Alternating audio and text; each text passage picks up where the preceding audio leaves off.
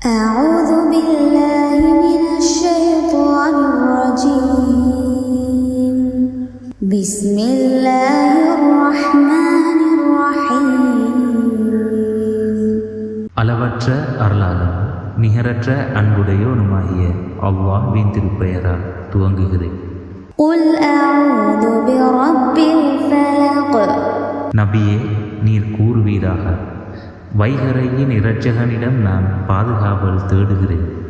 من شر ما خلق அவன் படைத்தவற்றின் தீங்கை விட்டும், ومن شر غاسق إذا وقب இரவனுடைய இருளின் தீங்கை விட்டும் அது பரவிவிடும் போது, ومن شر النفاثات في العقد இன்னும் முடிச்சுக்களின்